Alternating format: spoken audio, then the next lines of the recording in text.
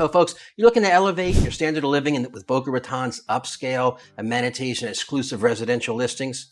You know, folks, while we showcase the opulence, let's have an open conversation about the financial considerations and the lifestyle adjustments that may be part of this elevated experience. So folks, we're going to be upfront with you, okay? Living in Boca is not cheap. We're going to tell you that right up front. But we're going to talk about the things going for and against living in Boca Raton.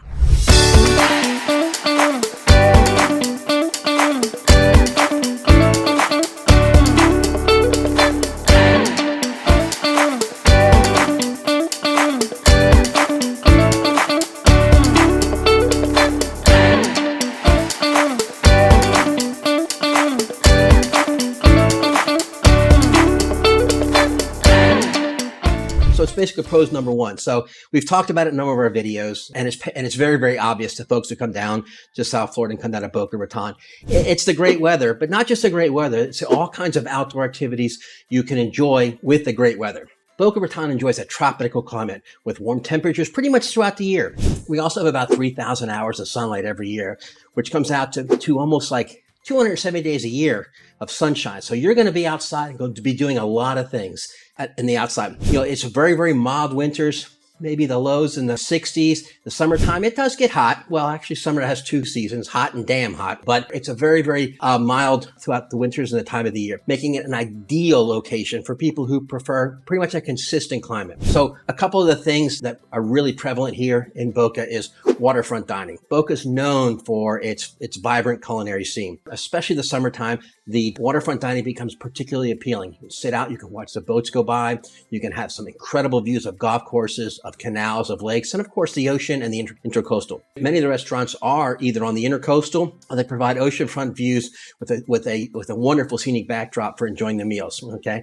The other thing is there's some tremendously fun, tremendously great outdoor events and festivals. I mean, they have all kinds of outdoor events and festivals during the summer. There's music festivals, there's art fairs. I mean, I'll tell you one that's a definite must attend is the community cookouts with the Boca Chambers. It's a must attend to. Cultural celebrations in Meisner Park Amphitheater. It's a venue that often hosts a lot of events and a lot of concerts. There's also fitness and wellness activities. I mean, the warm weather encourages folks to be outside walking around. You'll see day in and day out, you'll see folks out walking with their kids, walking with their dogs, walking up and down the strip. They're walking up and down the beach. And I mean, there's activities like jogging and there's cycling. There's yoga in the parks or on the beach. Okay. There's also one of my faves is basically jet skiing. I love it. I mean, it's a blast and you get to have a chance to do it pretty much all year round.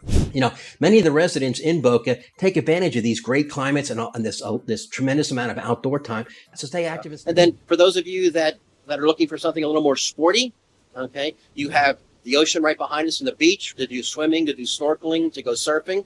Okay, and everybody knows that Boca is a haven for golf courses. There are a huge variety of homes that are situated right on the golf course. Now, I'll tell you, okay, a little fair warning about that, okay, is that if you're looking at golf course homes here in Boca, okay, you need to take a look and make sure, because a lot of these homes on the courses have initiation fees, and like everything else over the past 20 or 30 years, those fees have gone up. But if you're an avid golfer and you want to be able to have tee time pretty much whenever you want to, play whenever you want to, wherever you want to, and you want to play as much as you can, you know, it's definitely worth it. It is definitely worth it. Well, that's true. You also forgot, as far as entertainment, you can have a ferry, and the Bahamas, the east is what, 85 miles away? It's true. Bahamas are 85 miles away. Bimini is probably about 60 miles away. You know. Hell, you can be in the Bahamas in 2-3 hours and Bimini an hour and a half. So if there's not enough here in Boca for you, and if you can't find anything north in West Palm or anything south in Miami, then again, you could just jump on a little cruise and head out to Bimini or the Bahamas. So you have a lot of things that you can do. Okay. And and don't forget, there's 3 international airports. You've got the West Palm Airport, you've got the Fort Lauderdale, and the Miami Airport. And from Boca, all of them are within 45 minutes to an hour's drive. Exactly. Good point, Susan. And Boca is actually right off of Interstate 95. So for those of you that have come down from the Northeast, Interstate 95, if you want a little more leisurely route, come on down what we call Federal Highway. But then again, for those of you that are north of Florida, going on up into the Northeast, it's called US 1.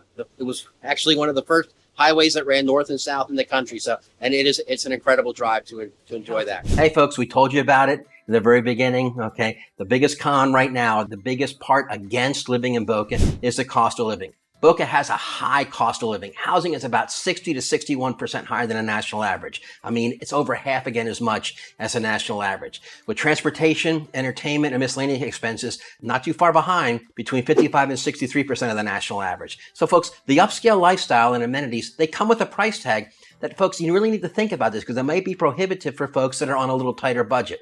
So welcome to our channel, Living in Fort Lauderdale with Kevin Sues. As much as we love doing our videos, and we truly do, one of the things that we really love is helping folks out with any real estate related questions about anything going on here in South Florida, Fort Lauderdale, or any of the surrounding areas.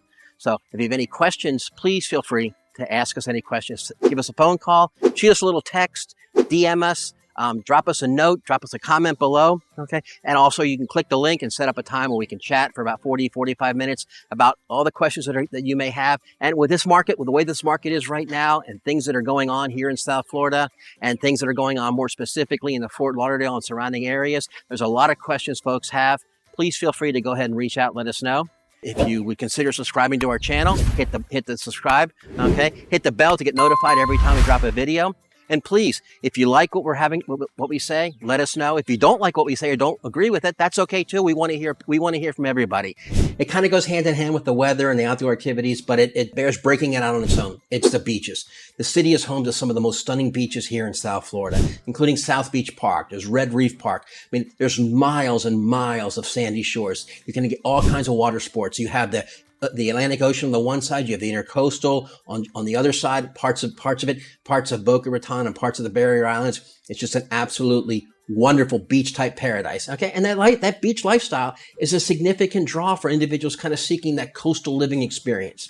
You can indulge in swimming, sunbathing, beach volleyball, paddleboarding, and all kinds of other water sports. Okay. Now, a couple of our faves, and by no means are they the only ones, but Spanish River Park and South Beach Park are some of our favorites to go to. You get our favorites to go check out. Well, hey, go check out the beaches on your own. Drop your comment or drop your thoughts in the box below and let us know what your thoughts are on some of the beaches and some of the other outdoor activities here in Boca.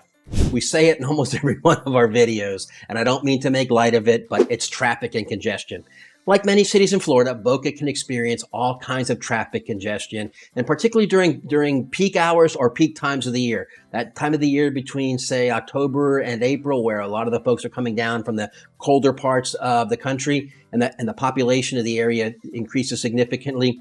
The reality is that the road infrastructure may not always keep up with the growing population.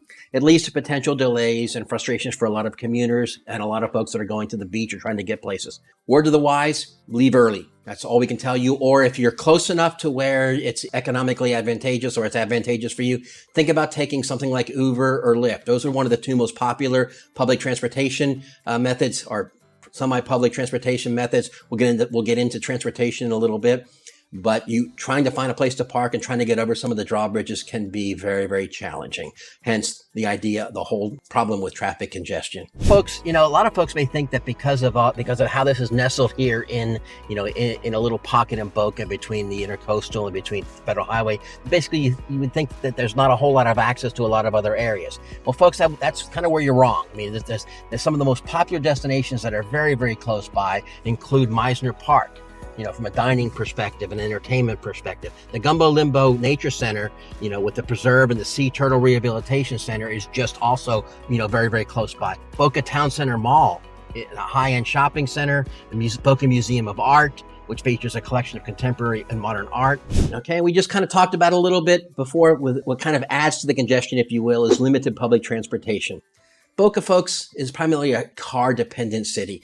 Public transportations aren't really a whole heck of a lot compared to some of the other urban areas like Pompano Beach or compared to Fort Lauderdale or Miami. Or even a little bit further north in West Palm Beach. It's just there's not a whole lot of public transportation options.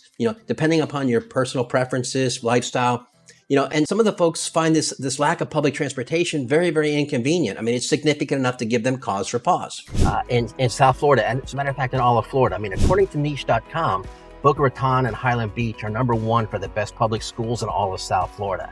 I mean, and the schools are all pretty much A-rated, whether it's Addison Meisner Elementary, Boca Raton Elementary, Boca Community Middle School, Boca Community High, Spanish River, which is making incredible strides in both in education, and it's also bringing in special education programs that are really making strides here in the education system within South Florida. I mean, Olympic Heights and many, many more. But great education doesn't just stop at this elementary, middle school, and high school level. I mean, there are plenty of prestigious private schools, including St. Andrew's School, the Pinecrest School, Grandview Prep, and of course the Hebrew Academy. And folks, higher education is also very well represented here in Boca, with colleges and universities that include Florida Atlantic, FAU, the Owls, go Owls, Lynn University, and Palm Beach State College. Overall, the education system in Boca Raton is excellent, with high quality schools, very experienced teachers, and a supportive community that values education and learning. This is one of another against number 4, if you will. Okay, it's hurricane risks. Okay, Boca is located in an area that is prone to hurricanes and tropical storms. I mean, let's face it, we're in South Florida. During hurricane season, June through November, I mean, we have a significant increase in the possibility for hurricanes. Fortunately, we haven't been hit with anything too bad in the last at least 10 or so years. We've been fortunate to evade some of them. We've been fortunate they've missed, but it's something that you need to understand. There are a number of folks who find that's just too much for them to handle. And the city has done some tremendous job in doing things to mitigate. They have a great early warning system. They have a great evacuation route set up. Okay, but the risk of hurricanes and these tropical storms can be a challenge and can be of a concern for some individuals, especially those that are not used to living in hurricane or storm-prone areas. Pro number 5, okay, upscale living and amenities. So, folks, we talked about it in the very beginning. Okay, the things going for living in Boca, the things that are for living in Boca. Okay, they combine to offer an upscale lifestyle for folks featuring luxurious neighborhoods and high-end shopping districts and very fine dining options. Boca offers a variety of amenities, including world-class spas, a number of golf courses. I mean, I've even lost count as to how many golf courses are. I think there's somewhere between 15 and 30 golf courses that are public and private in Boca. Check into those. If you're into golf, it's definitely the place to be. A lot of exclusive clubs and attracting those who appreciate kind of a more refined and a more affluent way of life. Okay. At Boca, it's all about the lifestyle, folks. And it is upscale. It is absolutely wonderful. Kind of our last against, if you will, is seasonal population increases. Now, we talked a little bit about it in traffic, and we talked a little bit about it with public transportation, but a lot of it, Boca Raton is a very, very popular destination for seasonal renters and vacationers. And those vacationers can be folks that are renting, or those vacationers are folks that just come down for that certain part of the year. Okay, seasonal residents who really just head to South Florida or head to Boca during the winter months. Okay, this can lead again to a significant increase in population. You can see it manifest itself in the traffic congestion. You can see it manifest itself in just what's going on. But during that time of the year, during the time when the population increases, a lot of folks are down here. I mean, it hits traffic, it hits services, the overall atmosphere of the city. I mean, you find longer lines in the supermarket. You find longer lines at the restaurants. You also find, we found that even if you make a reservation, sometimes you find yourself waiting 20, 25 minutes, even with a reservation. Folks, keep it in mind. The population of Boca does increase dramatically during the high season of the year. Hopefully you found our video here interesting and informative. If you have any questions, please feel free to drop us a note in the little box below. Hopefully you'll consider subscribing so you can check out our videos, some of the other videos that are coming up. Because it's the right thing to do. So Suzanne and I, we're local realtors, and we actually love doing what we're doing, and we love sharing information about South Florida as far as places to live, and how much we love it down here, how we like it down here. It's just a terrific place to be. And the weather here is incredible. Even though it's getting ready we're getting ready for one of our afternoon thunderstorms. So well, we just had a thunderstorm, and now look, just 5 minutes later, it's bright and sunny. But the clouds are coming back in again. So we're ready for another. We're getting ready for another little thunder bumper here in the afternoon. So, but again, as they say in South Florida, if you don't like the weather, wait 5 minutes. It'll change again. So again, thanks, and until we talk to you next time.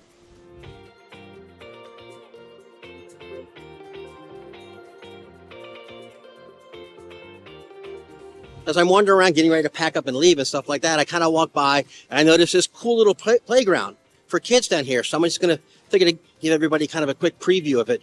Now, having grandchildren, we are especially cognizant of playgrounds and play areas and what they do to make them safe. So one of the cool things about this one here is, and I don't think you can see it probably behind me, is the blue flooring, or the blue floor area. That's very soft rubber, so if the kids fall down, they don't get hurt that much, and they don't get scraped up like you do on typical asphalt playgrounds. So this is the area for swings for the little kids and for the big kids. Then there's this cool looking jungle gym area over here. Now the reason I bring this up is because Boca used to be considered kind of a retirement community, but not anymore. Okay, Boca, the city of Boca Raton is working really, really hard to get folks to come down here, to have families come down, and they're doing stuff like this, making these types of playgrounds, you know, available for free, which is terrific, for free for families to come down here as an incentive to come down here. Now, if you take a look at this, it's dinosaurs and nature type things, so you know a lot of thought and a lot of planning went into this. So again, this kind of feeds into what, you know, our top 3 reasons to come down here is that it has a lot of things to do for a lot of people. It's not just entertainment for us older folks, but there's stuff to do here for kids and stuff to do here for some of the younger folks too. So, and as you can tell, was a lot of thought was put into this, and it's put together very, very nice. And it's available for people to use here. You come up, you go to the beach, kids go to the beach.